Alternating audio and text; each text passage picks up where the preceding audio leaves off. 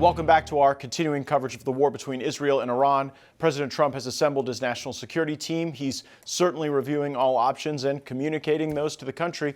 We know with certainty that President Trump sees the follies of the Bush and Obama years of forever wars as a big, fat mistake. Obviously, the war in Iraq was a big, fat mistake. George Bush made a mistake. We can make mistakes, but that one was a beauty. We should have never been in Iraq. We have destabilized the Middle East. They lied. They said there were weapons of mass destruction. There were none. Now, congressional anti-war members Thomas Massie and Ro Khanna have teamed up to introduce legislation to constrain hostilities toward Iran until there is a congressional declaration of war. This is playing out as the United States Senate works to send legislation to the House to pass President Trump's agenda. Joining us now, Missouri Republican Congressman Eric Burlison. Congressman, I guess we'll start at the top. What's your take on America's impending strikes on Iran? Yeah, I think Trump has demonstrated that great patience here, and I think that his goal is to bring peace in that region. I don't think his goal is to try to strike Iran. It's to make sure that Iran and their posture and their animosity and their acts of terror come to an end. And I think that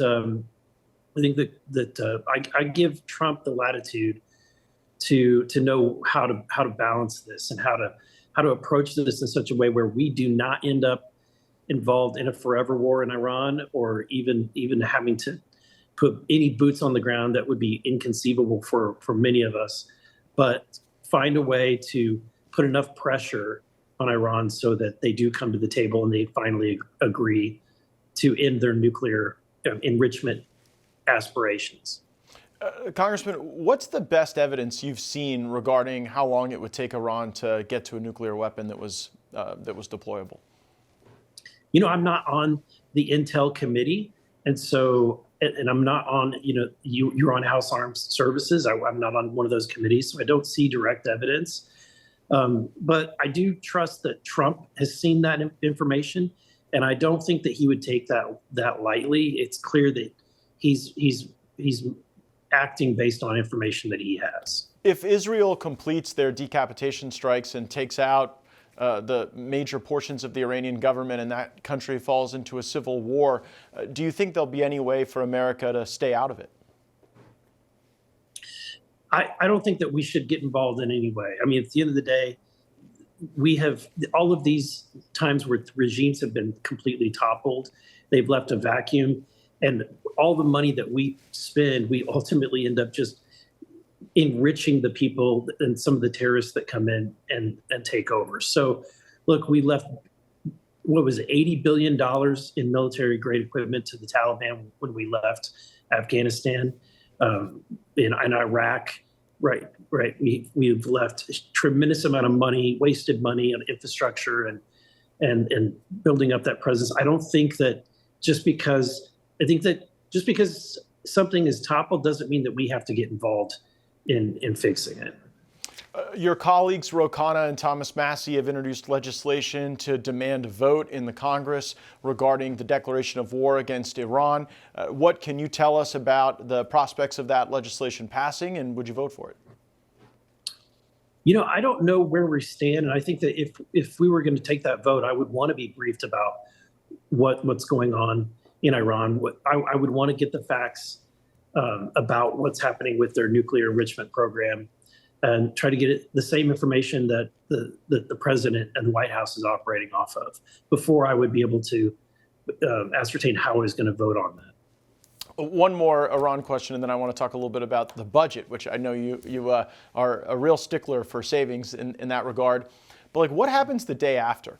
Imagine a world in which Iran's regime falls and the nuclear program is done and the Ayatollah is done. What do you think would actually happen in that country of 90 million people?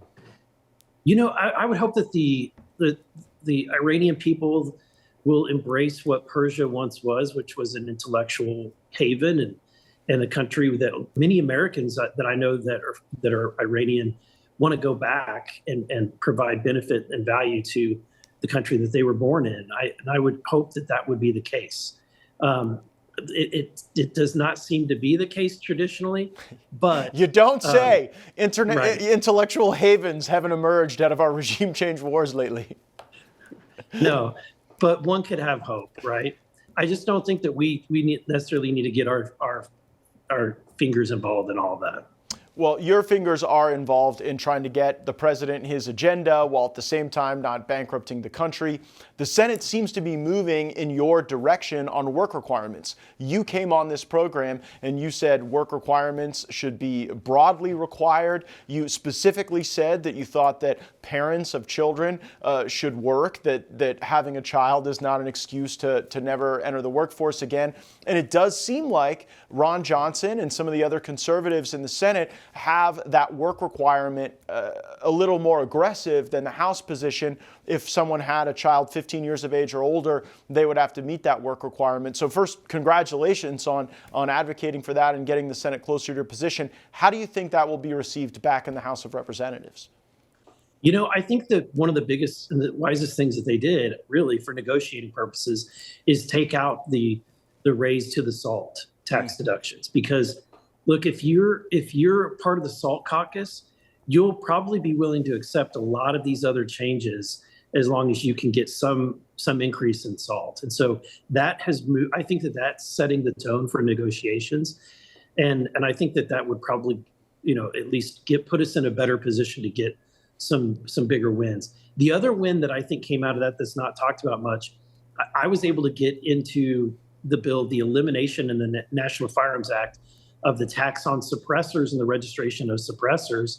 And the Senate was able to get in a complete elimination of the FRA tax on short barrel rifles and short barrel shotguns. So for the Second Amendment, for those of us that are big supporters of the Second Amendment, this is a huge win. A lot of gun owners in the Show Me State, and I know they are very grateful that you're there fighting for them in the United States Congress. Best of luck as the Senate works on getting that legislation back to you in the House. Congressman Eric Burlison, one of the very best. Thanks as always for joining us on the program. Thanks, Matt.